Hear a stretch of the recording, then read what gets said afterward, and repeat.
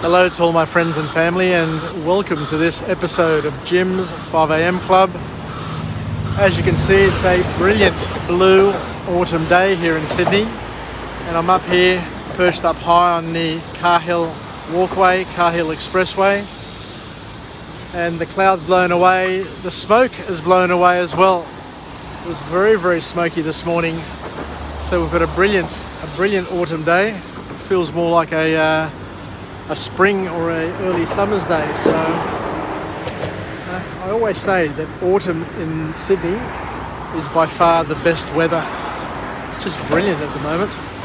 Yesterday we celebrated Easter. I had a number of family and friends come home for a barbecue and a catch up, and we had a delightful day weather-wise, and it was great to be able to catch up, especially after last year, which was a big wake-up call for all of us, where COVID-19 put the brakes on all social interaction. But this year things are slowly getting back to a normality, and which is much welcome. Anyway, let's go on a walk and talk. And the book summary that I want to touch on today is entitled How Emotions Are Made, and it's by an author named Lisa Feldman Barrett. So she kicks off this book here basically highlighting a pretty important point, that what happens in the world is that science moves at a rapid rate and is well advanced and well ahead of where each and every one of us are. But what happens is that every person, whatever they learn in their life, they only learn a slither, a very, very small slither of the truth, and they hold on to that as being the truth. And what happens is that over time, their knowledge or their basis of assessment slowly becomes outdated and irrelevant. And before you know it, many of the things that you know and you take and you use as your baseline for making decisions on different things, on psychology, on our health, on finances, on opportunity, on relationships, you name it. Sometimes we are caught up in a huge lag time with what we know and what the new reality is. And what the author here is saying, that similarly, based on emotions, a lot of people are caught up in the old world understanding of what emotions are and how they're made and how they're formed. And she's, I guess, putting us, on notice that whatever we've learned in the past may no longer be relevant and up to date with what the future and what the present knowledge is.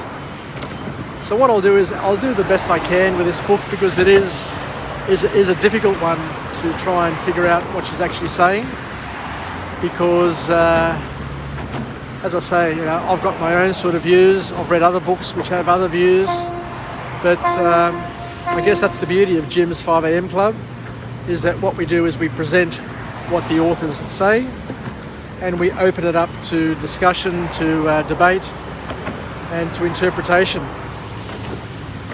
So the author here says that an emotion is your brain's creation of what your bodily sensations mean in relation to what is going on around you in the world.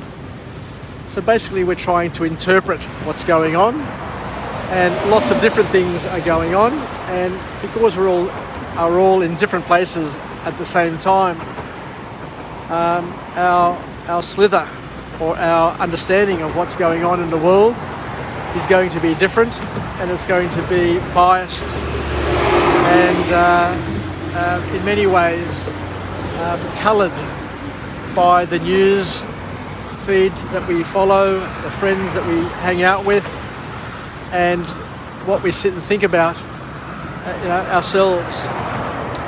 But one thing for sure and for certain, according to the author, is as we get older, our emotions get complex and confusing, which I guess is probably a great starting point, and that's probably one of the good takeaways from this book, that as we get older, our emotions get complex and confusing. And I guess the same can be said about our tastes in holiday destinations, our tastes in people, our tastes in clothing, our tastes in food, in drink. I know that as I get older, I need to have a bit bigger hit when I eat. So I need spicier food. When I drink, I need the drinks that I'm drinking to be tastier, the alcohol to be probably stronger and more distinct, the red wine to be more complex and stronger, I guess, on the taste bud. Because what happens is that as we get older, we lose, I guess, the dexterity of our senses. And I think what happens is that we need to be assaulted a little bit harder in order to get the same sort of feelings that we used to get earlier when we were younger and our senses were more refined or more sensitive. Not necessarily more refined, but more sensitive. So the author here calls out that there are many myths about emotions, and we still believe in a classical view of emotions that science doesn't support anymore. So what is the classical view? According to the author, the classical view is that we can't control emotion and that they are basically reflex and irrational. And basically we just, they're instinctive. Our emotions just happen without us having any control or guide over them. But what the author here is saying is that each emotion that we feel is specific to the situation. So that depending on the situation that we're in, the emotion will bubble up to the surface. So it's specific to the situation and not just some general thing that just happens. You don't just feel fearful because everything you do makes you feel fear.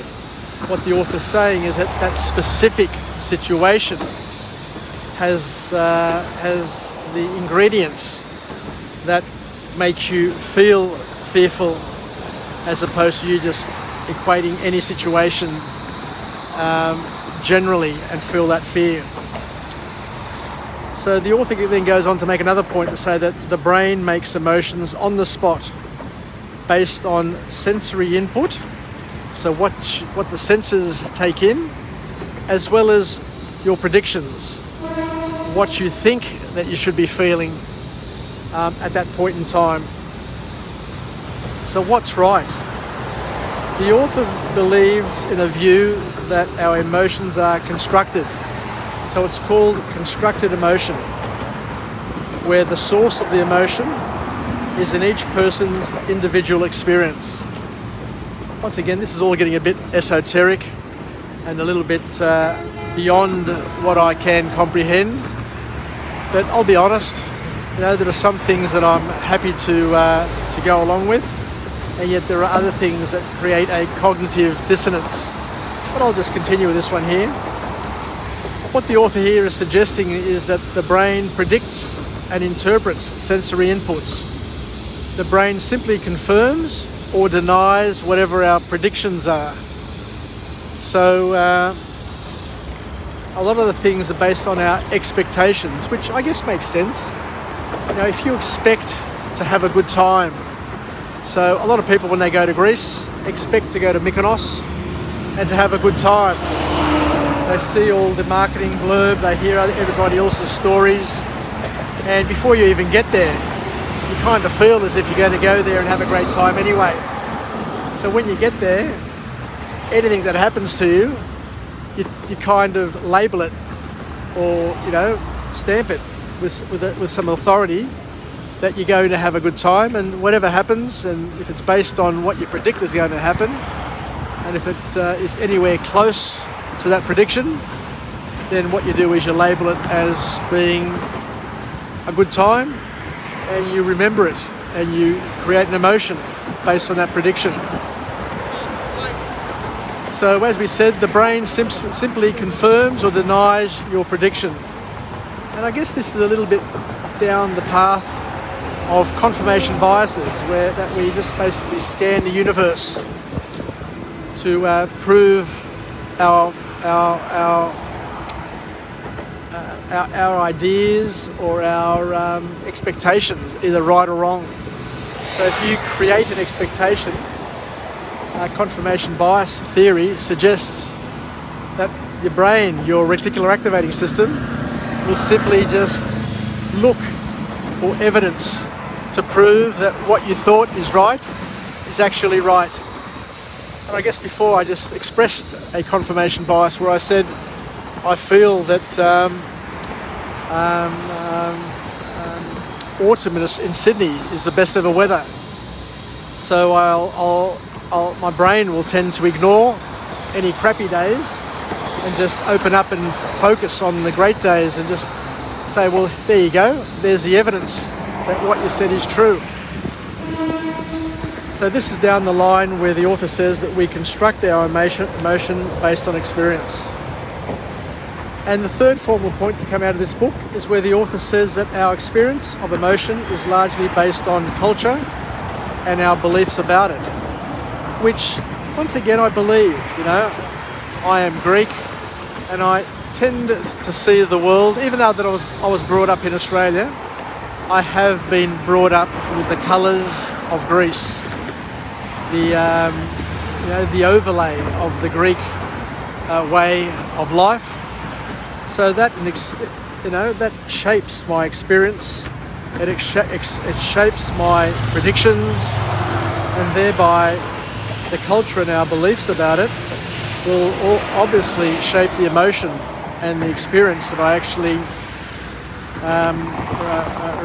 register. Is one way that I think that I can support what she's saying, because culture, she says, shapes our concept of emotions. Our reality depends on our cultural conventions. So we need to know the concept of emotion in order to experience emotion. And the other thing that she says here that is quite interesting is that when humans smile, that's a cultural thing. And she says that a smile on a person's face is a recent sort of invention or a recent adoption in terms of our culture. Because she suggests that ancient Romans had no word to describe a smiling face. There you go. Don't know what to quite make of this, but this is an expression of an author of a path of science which talks about emotions and wants to make a stamp or make a point regarding emotion and how we make our emotions. So thank you very much for joining me on this episode of Jim's 5am Club. How Emotions Are Made is the name of the book by Lisa Feldman Barrett. So I think I'll leave it there. So let's finish off with a positive affirmation. I'm alive, I'm well, I feel absolutely great. To my friends and family, stay connected, stay relevant, stay reasonable. And let's have a look at our emotions and try and figure out what works for each and every one of us. At the end of the day, we're the author of our emotions, and it's up to us to shape them and to be as best in control as we can to ensure that the emotions that we have, the ones that we take from our culture, absolutely serve us and work for us rather than make our life an absolute misery. So take some time to assess and look at your emotions, be introspective, have a look, fill out your journal with the emotions that you feel in different times and what causes those emotions and how strong they are, and of course whether or not they serve you, and what you need to do to be in that state that makes you feel empowered and works for you, basically. So I look forward to coming again from a different location with a different message, a message of empowerment where we can help each other get through the morning, get through the day, be the wind beneath our wings, the wave beneath our board, the zephyr that bellows our sails and flutters our flags, and the propeller that pushes us, that guides us, that motivates us and moves us in the direction that we need to go in order to live the life that we deserve to live and that we are required or empowered to live. At the end of the day, the way we live is our birthright. So make the most of every single day, of every moment, and take some of the learnings from this book and try and incorporate them into your view of the world, knowing very well that we all have different slithers and the world is constantly changing, science is constantly developing, moving, growing, and the things that we've held on to may no longer be relevant anymore. But more importantly, if they still serve you, then you may want to hold on to them until you find something else that serves you better and makes your world a better place. Not only for you, but also for those around you. So thank you very much. Yasas, Filakya, and we'll chat again. Bye for now from this beautiful, beautiful location. And if you look up, that sky is so blue and so gorgeous, and the weather, the temperature today is phenomenal. Yasas, and I'll head back to work. Bye for now.